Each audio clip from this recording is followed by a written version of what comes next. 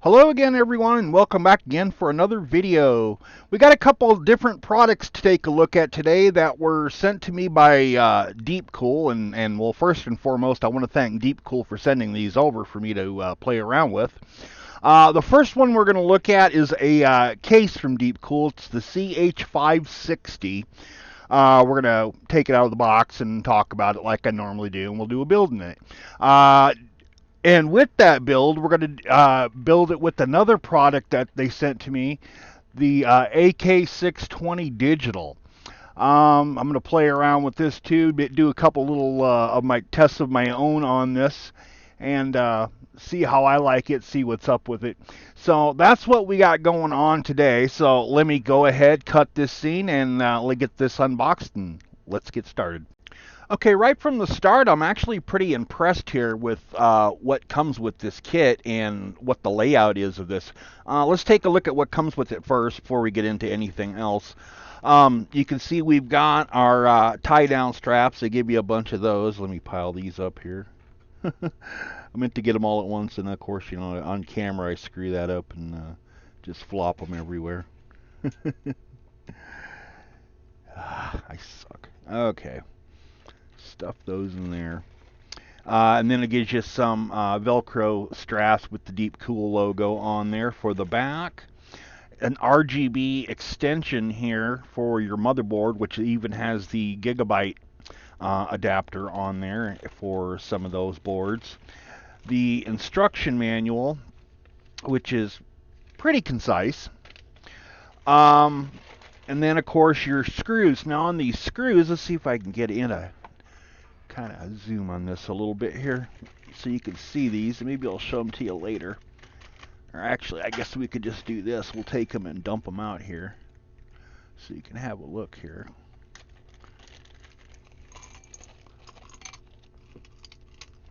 Put that bag back in there. Okay. So this has got, you know, your usual, you know, assortment of screws that you see. Plus it's got some like this.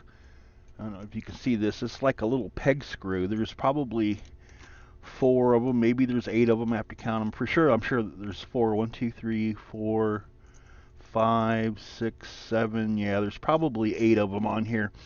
And what those are for is right here and right here on the case, so you can mount your SSDs on the back there. That's how that would work. So at least it comes with the kit with them. It's not an accessory that you have to buy. And it also comes with some longer screws like this, which is nice as well because this case will fit a couple fans down here at the bottom. So, you know, it leaves you your screws there to start out with to get some fans on the bottom, even if you want to do them on the bottom. Now, getting back to the fans there, let's back this up here so you can get a closer look at this from the inside. As you can see, it'll hold 3 140 millimeter fans. That's what these are, 140 millimeters that come with it that are RGB. The back will also hold 140 millimeter, but it comes with 120 millimeter RGB. And then it also comes with a anti-sag bracket here for the GPU already installed and pre-built into the computer, which is nice. But anyways, looking up on top, we can see that we can get 3 more 140 millimeter fans up there. So we can do, what, 7 140 millimeter fans and 2 120 on the bottom if we want to. And you know what? I think we might just do that. I've definitely got a lot of DeepCool stuff. I actually use a lot of DeepCool products. So it was kind of cool that they sent me this. I'm like, okay, fine, we can DeepCool something here. We can make a nice little DeepCool build. Let me flip this around here. Let's go up on top and take a look at this I/O panel here. It has a Type-C USB, microphone audio single jack right there, a Type-C, I believe that is, or a 3.0, a button for your LED, and of course your power button. I don't know what that is. That's probably some lights or something. I have to look in here. Let's see. Let's turn it around. Up here, up front. Let's have a look at those fans. as you can see, it comes with the three 140 millimeter. Now it looks like there's some screw brackets here, so it looks like this is probably one of those, and we'll test it out here. I think it's like removable where you can pull the whole thing out. Let's see, take a look here on the inside. Oh, yep, sure is. Where you got these brackets here. Interesting. All right, switching to the back here, let's change my light focus here so we can see this. It comes pretty organized from the start. You know, you got three of the Velcro straps going on there with all your cables, most of your cables channeled right down the center for you, all organized up. Of course, you know, when you go to start building, you have to pull them all apart anyways. But yeah, that's nice that it does that. And then, like I said, it gives you a couple more of these in the package with it, so this is pretty nice. Now the RGB setup on this is different. Now DeepCool, I'm used to seeing like the SMJST connectors on them. This one, they actually did go with the 3-pin. Looks like, and then right here you can extend off of it right there, and we'll do that, of course. And here's the controller for it, which gets plugged into SATA. This gets, this is where it gets powered. Looks like it's actually powered from one of the fan leads. That's kind of a weird way to power your RGB, but okay. No, it ain't. What's that for? PWM maybe? I don't know. I'll take a look at that and see what that is. And then this would be the RGB control. So what is, oh, I bet I know what this is. This is for the reset switch. Duh. Let's see. Yeah. Right there, hard drive LED, PWM. Yeah, it goes to the reset switch. I'm a dumbass. But yeah, that's what that looks like. Looking down here, let's see, shine a light. You got our hard drive rack right there, which is removable, and it can move backward and forward, whichever you like. Get that out of there. The power supply bay is pretty roomy in there. It comes with a filter on the bottom here. It looks like the power supply only mounts in. Let me turn this around here. Yep, it'll only mount one way, so that's probably going to be facing down. So that kind of gives us an indication right there which way our fans are going to go. For in here, when I do fans in here, that means they're going to face up so we can cool off that GPU a little better. Nice. All right. So this should be a pretty fun build. Like I said, this one has the USB-C on here, so we'll have to use a motherboard with USB-C. I had to go and order one because the motherboard I do have is brand new, but it doesn't have USB-C, and I want to, you know, have that functionality if I'm going to do a build in this. So, yeah, we got to test that out. But anyways, let me cut this scene. What do I want to do next? Maybe stick some fans in here? Not sure. Maybe we'll take a look at that cooler next. I don't know. We'll cut the scene and we'll figure out what I'm doing next. All right, so I misspoke in that last scene when I was talking about this case a little bit. When I was talking about the top, I think I said that 3 140s will fit on top, and that's actually inaccurate. It's 2 140s will fit on top, but 3 120s will. So looking at the top there, you can see that I've got 2 140s on there. And in the back here, I pulled out that 120 and replaced that one with a 140 as well. So we've got 640 millimeter fans going on in here. And at the bottom here, I went ahead and mounted 2 more DeepCool fans on the bottom. These are 120, so we've got a total of 8 fans going on here. Let me flip this around here real quick, talk about this real quick. Now, one thing, so I was checking this out, and I'm not really happy with this, is this right here, this RGB thing. Sorry, let me get my camera up there.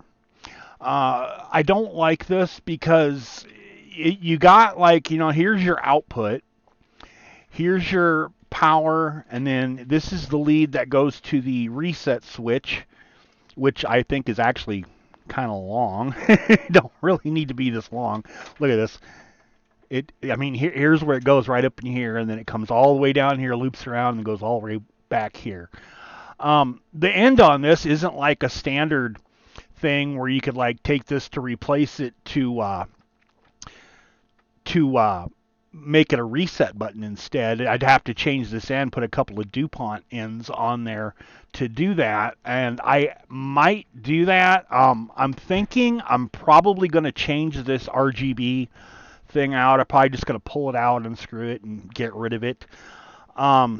Replace it with something a little bit better, something with a little more features on it when it comes to like changing colors and the effects and stuff that it can do.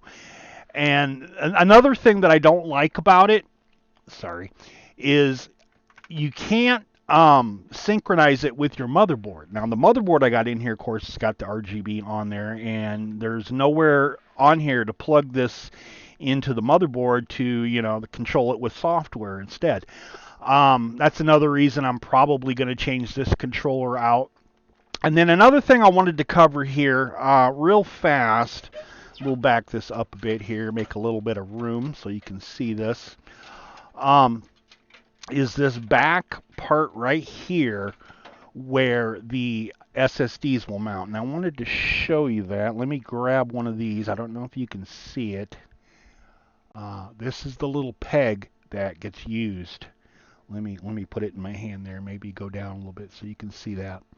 Itty bitty little peg, and what happens? What you do is you screw them on the back here of your SSD like so to make your SSD mount, and then you just take them and put them up against the little rubber things and give them a little push, and there you have it. Your SSD is mounted in there. So that's a pretty nice little system. I like that, but you know, you just want to make sure that you don't ever lose these if you're planning to do one later on, and you're going to save these screws and put them away so you don't lose them, unless you know right away put an SSD in there. But anyways, I'm progressing along here. The motherboard that I wanted came in. I'm going to go ahead and cut this scene, and we'll get this off the bench here, and we'll pull out the motherboard and get out that cooler, and we'll talk about that cooler here. All right, so to start off, this cooler is a big honking cooler. This is one thing that you're going to want to keep in mind if you go to use a cooler like this, and I'll have this on camera here so you can see this. Now, I want you to see. Let me set that there. I don't have it mounted in yet, but I have this pretty much centered right on the CPU. Now, what I want you to look at here is the memory slots. Now, you notice with the fan going over it, it covers 3 memory slots on this board. So one thing to keep in mind is if you're going to put, you know, your memory in here with this cooler, you want to make sure you get some low profile stuff that isn't going to bump on here. Now this is some crucial stuff, pretty low profile. Some Corsair LPX will probably work too. I wouldn't think RGB would work. And even if you could find RGB that would fit in here, considering this goes over 3 of the memory slots, I think it would be kind of silly. Excuse me, I got the hiccups. Be kind of silly to use RGB in this, just because you know you wouldn't really see nothing, man. You're kind of a waste. So in this build here, I'm not using RGB on the memory. I'm just using some regular low-profile memory here. That way, I've got the clearance for this to go through. Now, this cooler. Let me lift my light up there and change my angle a little bit. Now this cooler has got, go back here, just your typical fan on it. I'm going to take another one of my DeepCool fans right here, and I'm going to replace it on there so that this has got some RGB on it too. Now this border on this right around here has got RGB, and you'll see that, you know, when we're done here and we finish the build. So it's going to have some RGB here, RGB here, RGB on the fans. It's going to be a pretty nice looking PC. Now I've got everything else pretty much on the board here. You know, I've got my CPU. This is a Ryzen 5600G. I got my M.2 installed underneath there. Really, I should bench test this, honestly, with my other cooler, but I'm not going to worry about it. I have faith in this board and faith in myself. So I'm going to go ahead and get this installed here according to the manual. Now this looks like, see right here, there's two things that screw in there. What you're going to do is you're going to get the brackets that are in this kit right here, and even provide you with a nice little screwdriver here to do this with too. And we're just going to put the brackets on there, and I think we got to remove these plastic things on this. I don't know. I have to RTF them and find out for sure. But I'm going to go ahead and get this mounted in on here, do a quick bench test, and I'll be right back. Okay, I got it installed now, so we can go ahead and take a look at some of the other parts here on this cooler. Now we got our fan leads that come out there, PWM of course, and then we got our RGB right here. And there's actually two of them because like I said, I added RGB to this fan right here. And then this right here is a USB connection. Now, what this is for is to interface with the temperature sensor on there. This has a temperature display that we're going to see here after I'm done. And you'll want to interface that on your USB port. So you'll want to make sure that you have an open USB 2.0 on your board to plug this in. I'm just going to run this actually underneath the board through and then pop it in like that when I put the board in. But that's really pretty much all there is to it. Let's see here. Let's sort this out. Now they do give you a little splitter here with an extension thing on there, but actually the fan that I'm using right here has a PWM splitter on it already. So I'm actually going to use that instead, and then I think I'm just going to like kind of tuck all these back in there so they're out of the way. That should be pretty good.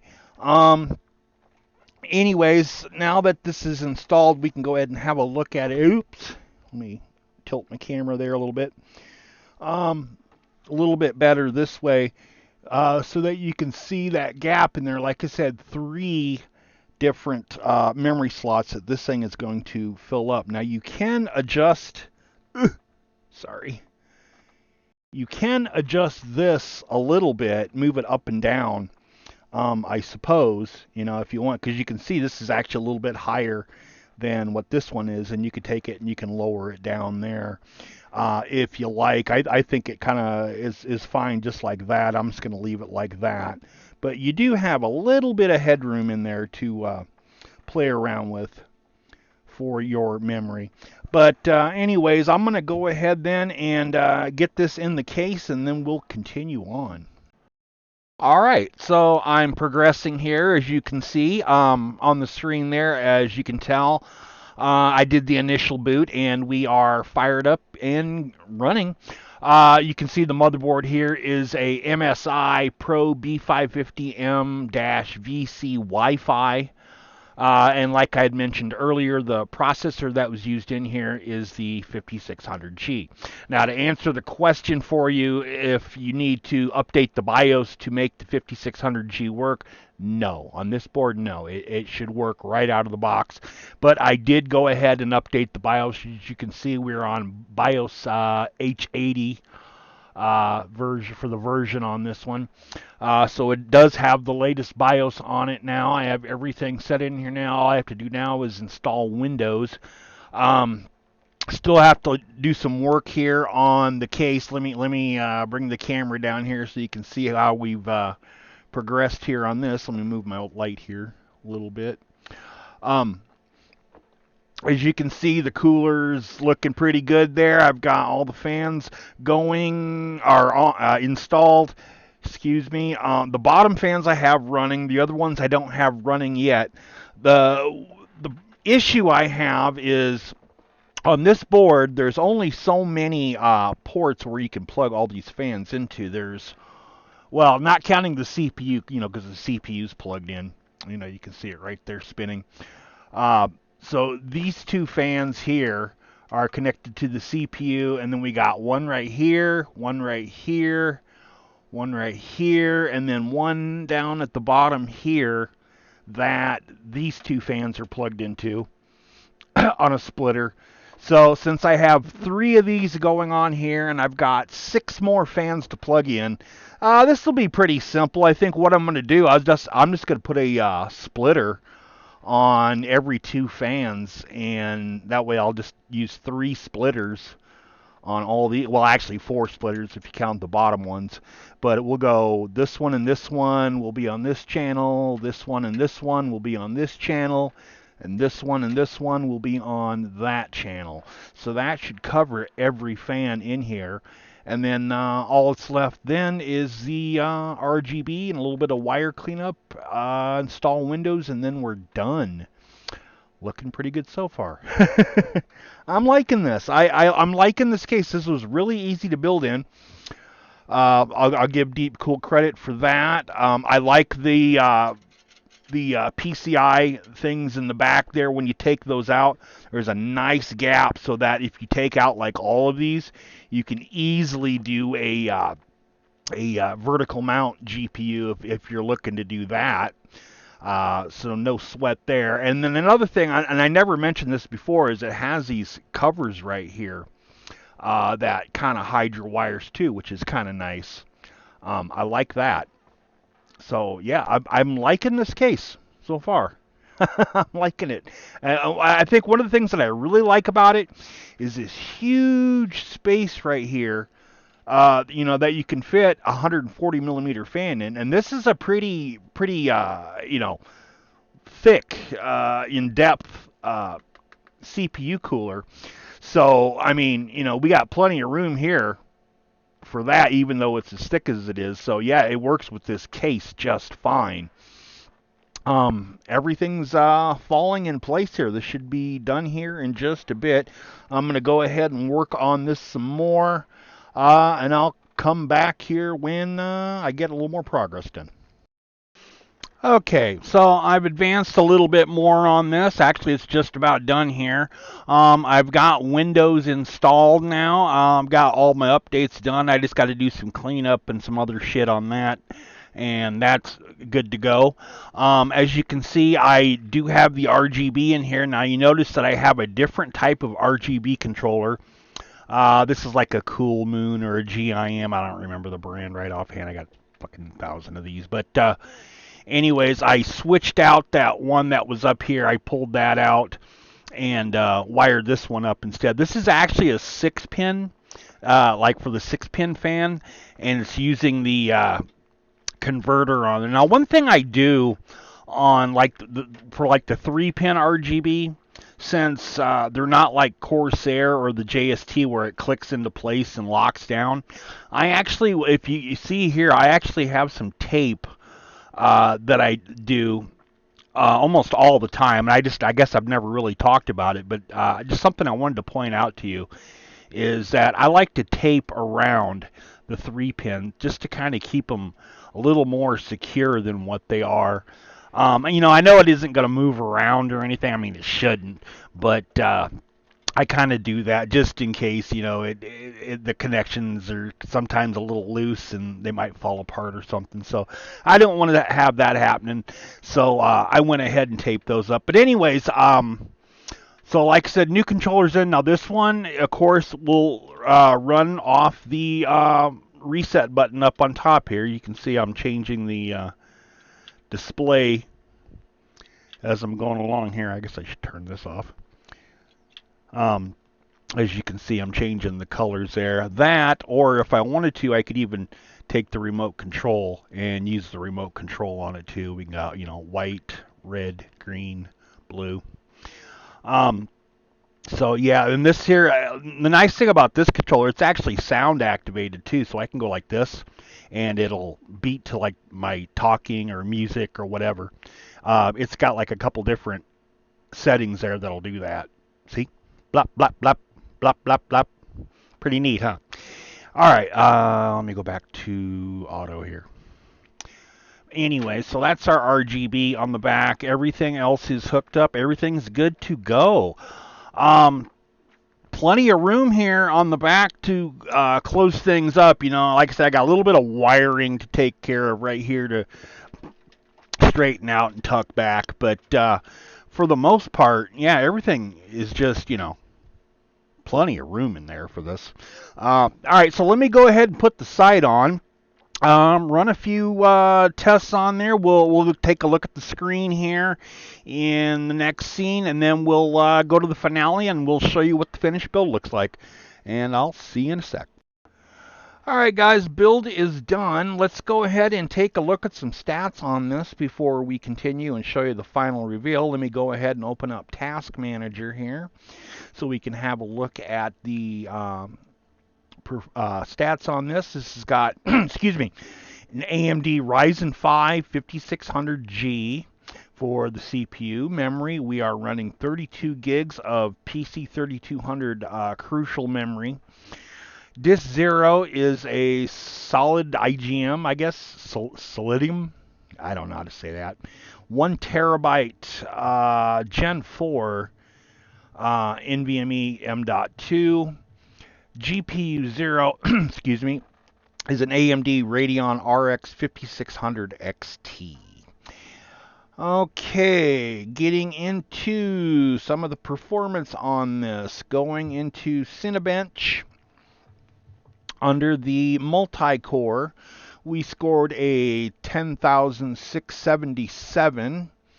Under the single core, we scored 1432. Now, the main reason I use Cinebench isn't really to see what the score is going to be.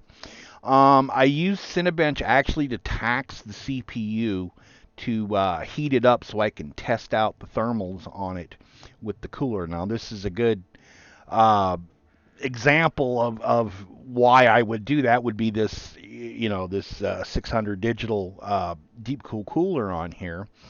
And another thing I wanted to do was see how the temperature reading on the screen of the cooler that you're going to see coming up here when we do the final synced to what the motherboard was showing when I opened up like HW monitor.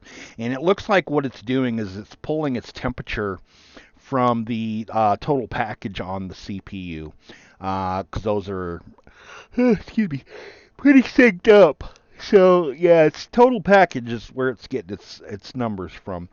And I was a little concerned at first because my idle temp, I mean, it would be like at 33, 34, you know, it'd hover there for a while, but then I'd see it climb to like maybe 38, and then it would climb a little bit more to 44, and then it would go back down, and I thought, that's a little high.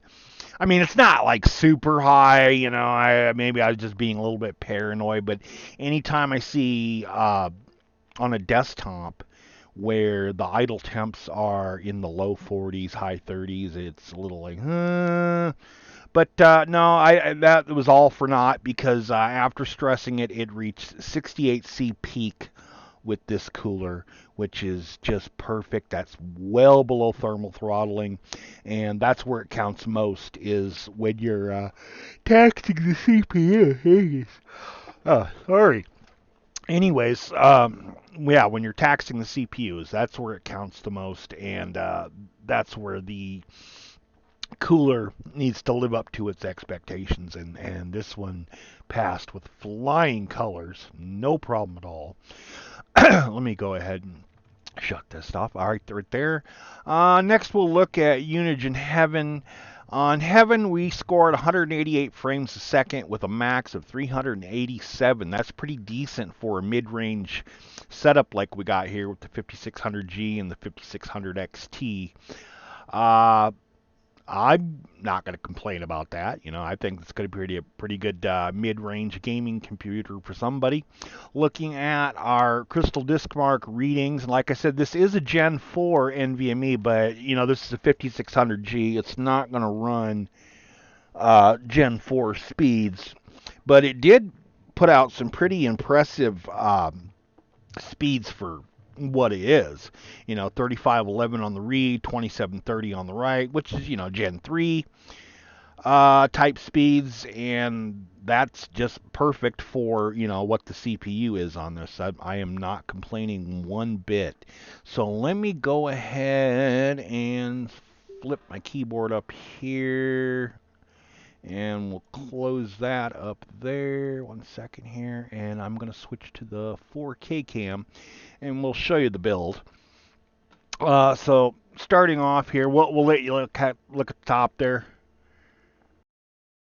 Looks pretty decent up there. Now this case kind of reminds me a little bit of the Corsair Obsidian case with that front on there. Looks pretty decent though. I mean, let's look at our fans right here. These are all ouch. Dang, one of my extra lights smacked me in the head. Anyways, these are all 140 millimeter fans. Most of them are, anyways. These ones here on the right hand side that you're seeing are all 140s up on top. We got 140s. We've got a 140 in the back, two 120s on the bottom. Pretty good. Pretty decent airflow there. Like I said, I was a little concerned about this, and here's our temp. You see it's 34C, but yeah, this is just fine. You can see our extensions in here. Everything's nice in here. Anymore though, I'm not really into these black. I kind of like these white cases a little bit more, honestly. But yeah. All right. Anyways, our RGB again is I got rid of that default one that comes with the case just because it doesn't interface with the board. Now I didn't hook this one up to the motherboard to interface because MSI Mystic Light isn't really going to add too much to the party. I'll let the new owner hook it up if they feel like doing that. But, if we want RGB, we can just go and push the buttons up on top, or we can just use the remote control as well. So that works out just great. Now, the RGB on this, now it is advertised as having like a little RGB, and you can hardly see it. Maybe if I turn off the light here. And the reason for that is really because it's black. Anytime you're working with black, it does not reflect, RGB at all. And so, like, this is a black bordered thing. You can kind of see it a little bit going along around the edges. And if we pop this plate off here, you can see the RGB inside here just fine. So you know it's there. And if I go up here, you can, see it right there. But it just doesn't really shine all that great. I'm sure the white model of this cooler would probably reflect that a little bit better, but for the RGB that you get on the black one, I really wasn't that impressed, but I'm not going to hold it against them. Kind of not really why you buy the cooler in the first place. You buy it to cool your damn CPU, and then plus it's got the nice feature on there with the temperature sensor, so that's pretty decent. Could have done something a little better with the RGB, but I'm not going to deduct any stars or nothing off that for it when I go to review it. You can see our holder here for a GPU, which does work fine. Now it does. And it's just basically, it's going to depend on which board you use. It does kind of bump into this SATA port right here a little bit. But it does hold it. It does keep it from sagging. I think they could have done something a little bit different with that, maybe. I don't know, or that, or else I could have just used a better board. But yeah, it's working. It's looking good. So and then this corner here, I like this because it's easy to put on, easy to take off. Almost too easy, actually. Let me back this up a little bit here. Take this side cover and show you this. It's just, you just take it and you pop it on just like this. Oops. There it is. Like I said, it's almost a little too easy just because you go like this and it pops off, which kind of worries me a little bit because this kind of hangs right there. It's only being held on by like these magnets. There's one here and there's one here that you can see that click on there, hold that in. That's fine, but I don't know how well those magnets are going to hold and for how long. I really wish. I mean, there's like a little latch right here that you hold on to remove it, but I wish this would like maybe click back or something or lock down so that you don't have to worry about it, because you get a kid up there and they bump it, that's going to come off. If you're lucky, it's only going to do that and it's just going to hang like that and you'll be able to pop it back on. But that's, like I said, almost a little too loose, a little too easy to do. Now, I was almost thinking of doing something with this down here, this mesh thing right here. I was almost thinking of putting like a holographic vinyl wrap down in here, and then maybe a strip, and that would really just make that just kind of glow really cool looking. But then I thought, nah, I'm not gonna go too overboard with this one. I have a tendency to do that, so with the RGB. So I thought, nah, I'm gonna calm myself. I'm gonna restrain myself this time and not do that. I think what we got here though looks pretty dang good. Let me go ahead and turn this way a little bit here so we can see this at a different angle. Pretty decent looking computer. Pretty decent. And this computer, like all the other computers that I do, is going to go up for sale. If you're watching this video and you look down in the description, you'll see the eBay link to where you can buy this. It's going to start out at 99 cents plus shipping. If you're not seeing the link down in the description, that means it's been sold already. Sorry. But yeah, this is probably going to be my last one for a while. I do have parts for another one, another 5700G or 5600G build.